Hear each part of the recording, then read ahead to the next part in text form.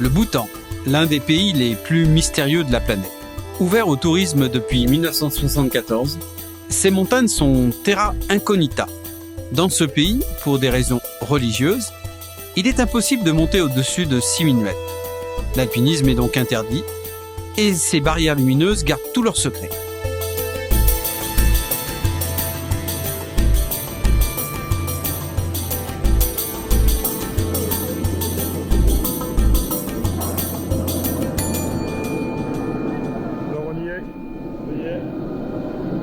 Niché au bout de l'Himalaya, entre hautes montagnes, jungle et profondes vallées, ce petit royaume est resté inaccessible pendant des siècles. Jamais colonisé, même pas par les Britanniques, protégé par une impénétrable forêt vers le sud et au nord par une barrière de haut sommet, il a pu conserver des traditions séculaires. Des merveilles d'architecture comme celles des dzongs, monastères et centres administratifs.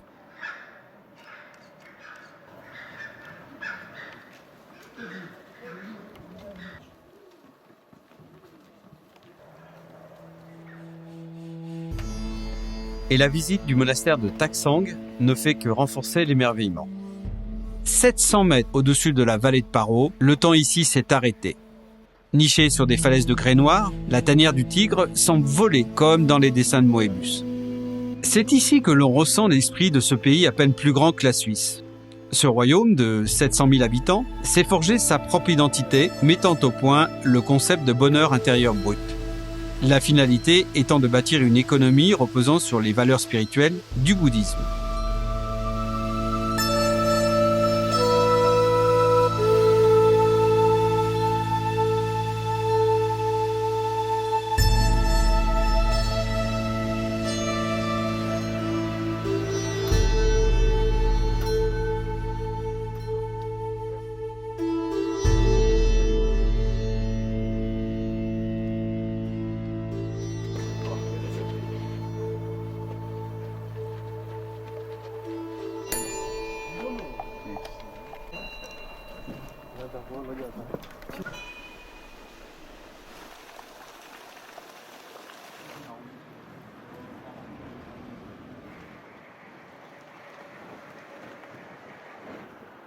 Déambuler dans ces rues, apercevoir les Bhoutanais s'adonner à l'arc, le sport national, louvoyer au milieu des drapeaux à prière flottant dans le vent du soir, autant d'ambiance pour ressentir l'hospitalité et la sérénité d'un peuple vivant en phase avec sa religion.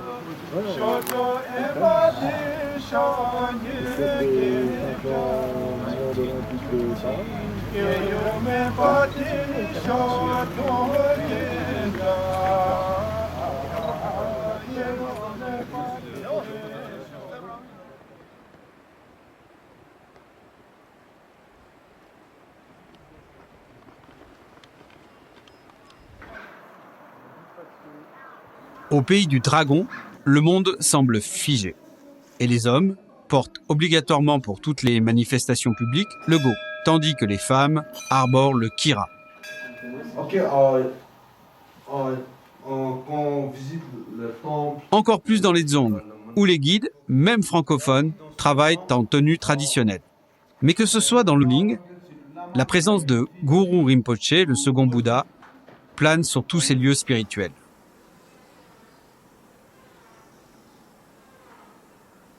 Peu à peu, pourtant, on se détache des réalités terrestres.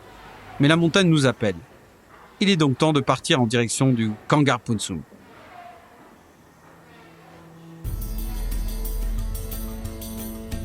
Un bus nous emmène à Naxfel, dans la vallée de Tang. Nous avons rendez-vous avec notre équipe de yakmen et de porteurs pour cette exploration au pied de la montagne. Nous quittons les derniers shorten, moulins à prière, pour nous enfoncer dans des forêts de pins. La rivière tumultueuse, sa couleur émeraude, ses cascades et ses tourbillons deviennent nos seuls compagnons de route.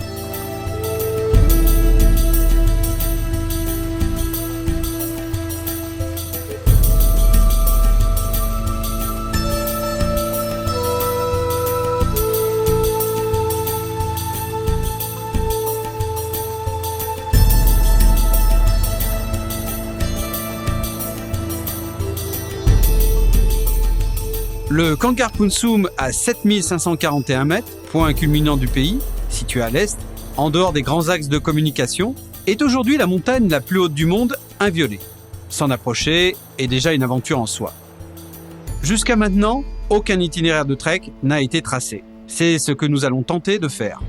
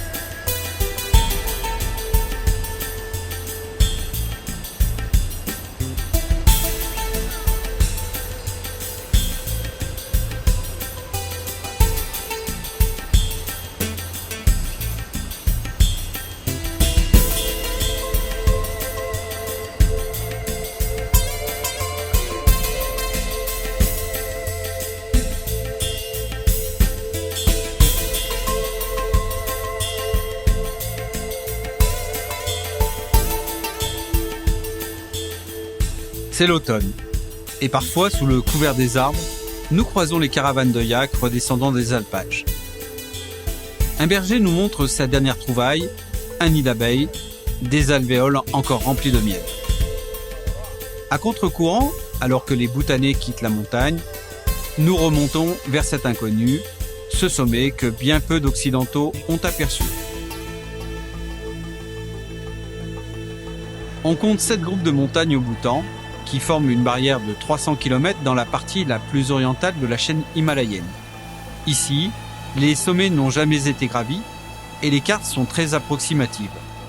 Nous savons tout juste que le Kangar Punsum est le 3e massif le plus à l'est du pays. Nous arrivons ainsi à Tsampa, 3675 mètres, au croisement de 2 vallées. Un camp militaire avec 12 hommes surveille la frontière chinoise, toute proche.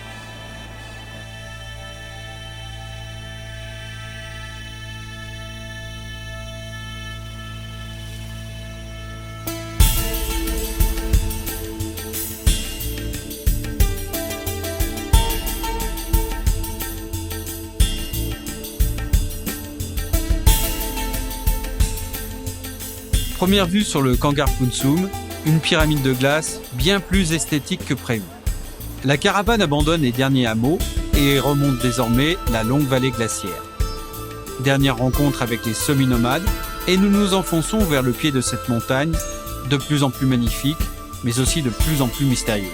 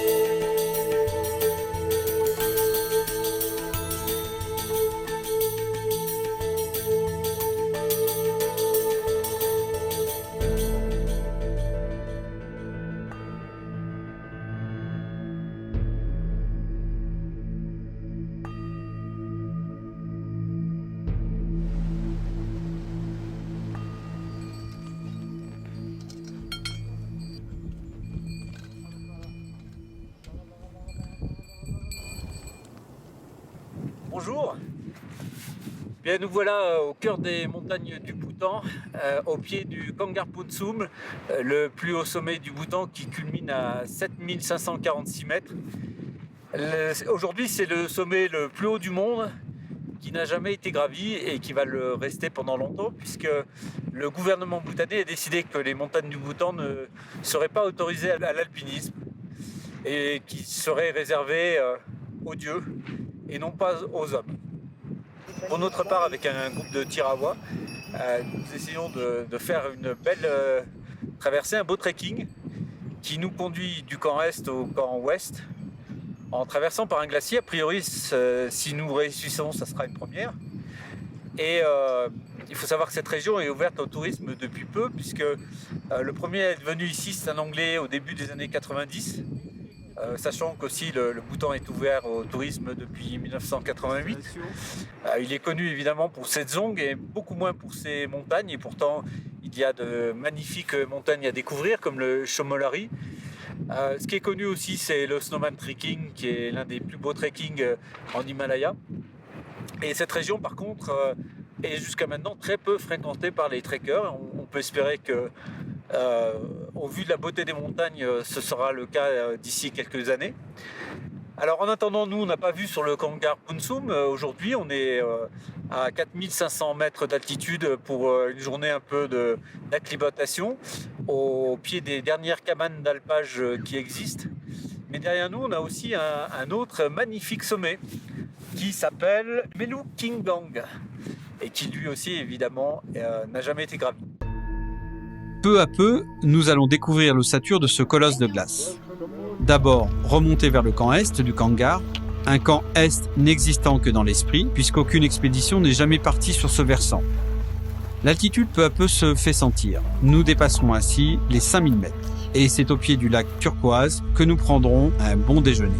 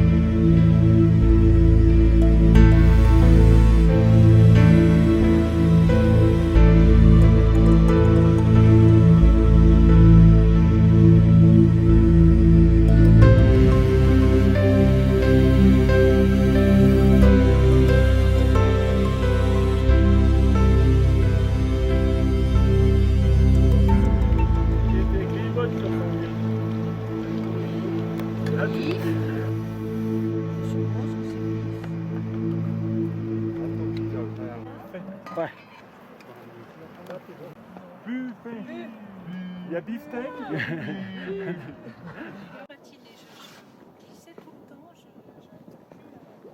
Mais l'aventure commence le lendemain en remontant la Jumbo Valley, nommée ainsi par le premier visiteur, car si large qu'on pourrait y faire atterrir un avion. Dans l'épure et l'altitude, enfin les hauts sommets nous offrent leur intimité. Le spectacle est à la hauteur. Un bastion long de plusieurs kilomètres, des tours de granit et de glace, à plus de 7000 mètres, raye l'horizon.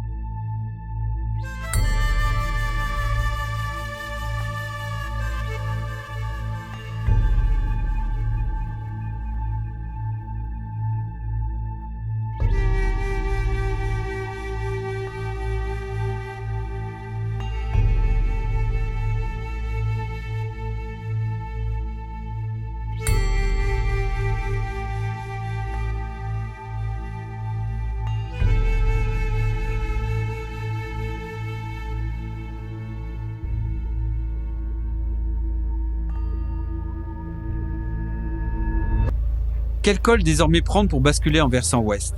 La question est peut-être à trouver dans le reflet d'un lac. Finalement, nous optons pour le Dorje Pass, une passe inconnue, à peine franchie par les locaux et qui domine notre camp.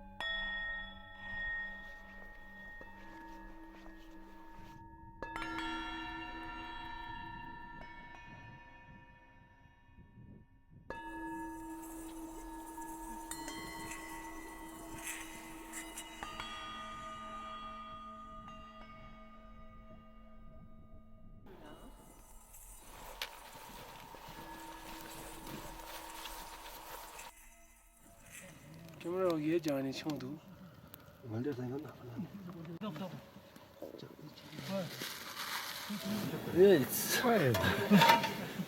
La nuit, il est pas loin.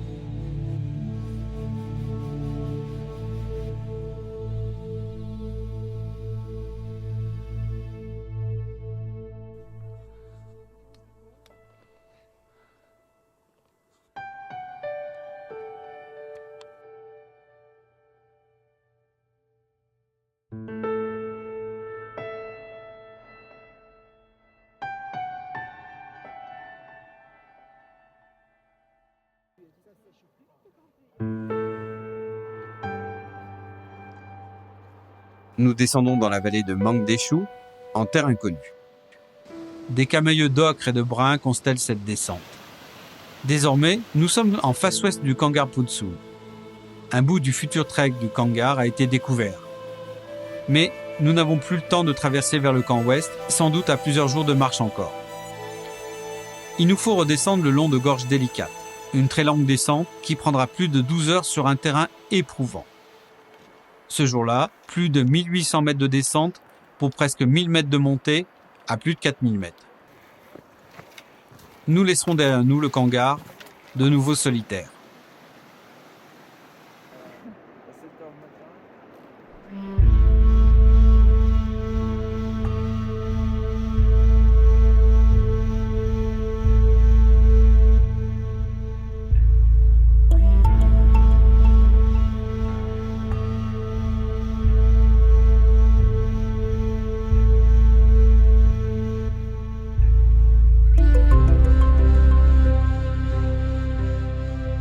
Dorgé, qui depuis l'enfance fréquente ces vallées, nous montre la voie.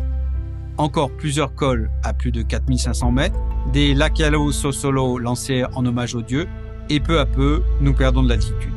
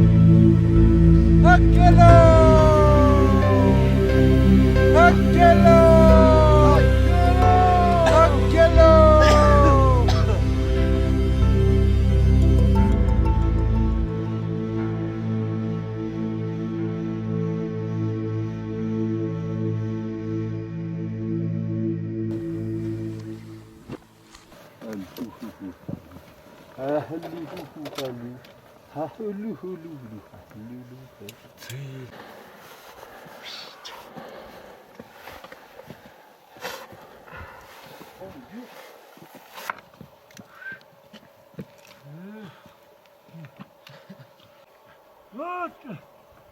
Thank you! So much.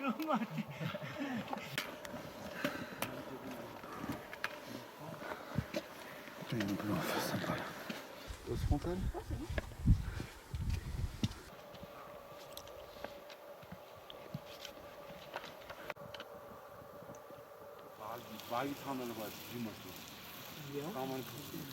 Au camp, le feu de bois redonne à nos soirées un peu de chaleur humaine. Mais la neige n'est pas loin, qui nous rattrape pendant la nuit. La montagne, recouverte d'un nouveau drapé, a désormais une teinte féerique et étonnante.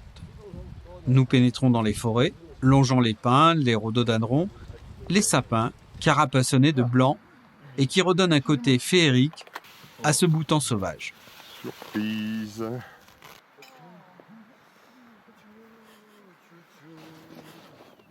Ce que tu disais hier sur les Tibétains, les Horseman, c'est courant.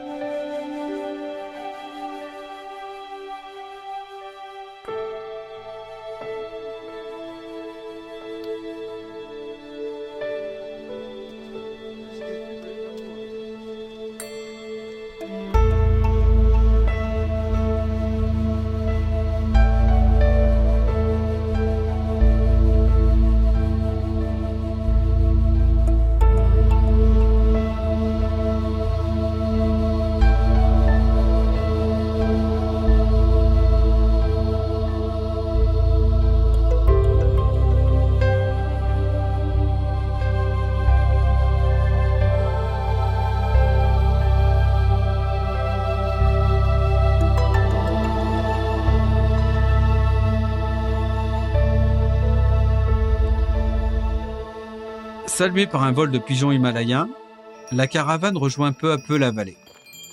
C'est l'heure désormais des adieux et des chants qui marquent la fin de cette exploration au pied du Kangar Punsum. La piste est désormais ouverte et pourra être prise par d'autres. Peut-être, comme nous, auront-ils la chance d'être guidés par Dorgé, notre guide vénérable, figure tutélaire d'un Bhoutan qui ne change pas, d'Herzou Zala de ce pays du dragon, retournant à ses alpages et à ses yaks.